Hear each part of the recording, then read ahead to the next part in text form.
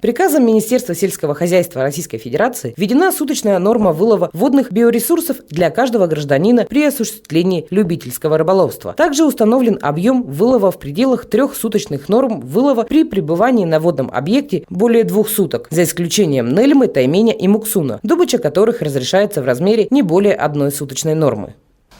Правилами рыболовства для Восточно-Сибирского рыбохозяйственного бассейна утверждены следующие суточная норма вылова водно-биологических ресурсов. Также есть в суточной норме разделена на группы.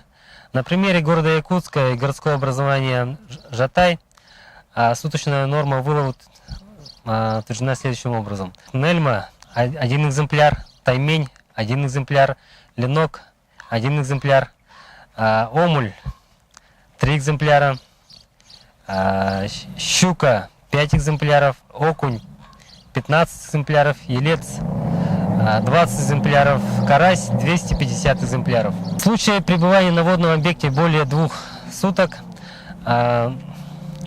разрешается добыча водно-биологических ресурсов в размере не более 3 суточных норм, за исключением нельмы, тайменя, муксуна, добыча которых разрешается в размере не более 1 суточной нормы. В случае превышения суточной нормы водно-биологических ресурсов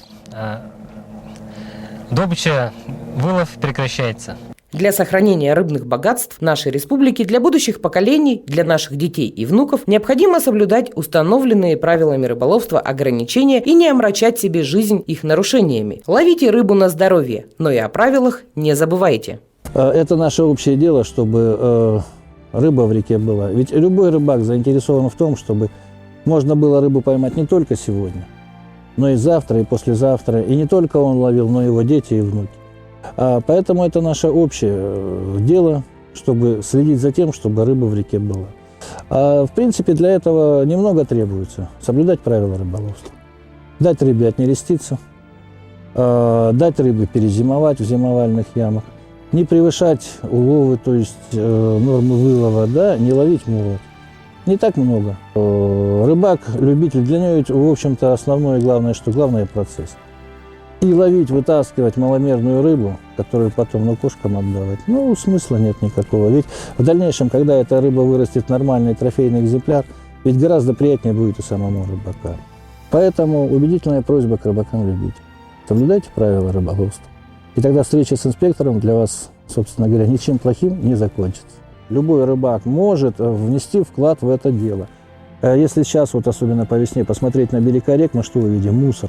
Все кусты затопленные, трава затопленная – это места нереста весенне нерестующих рыб.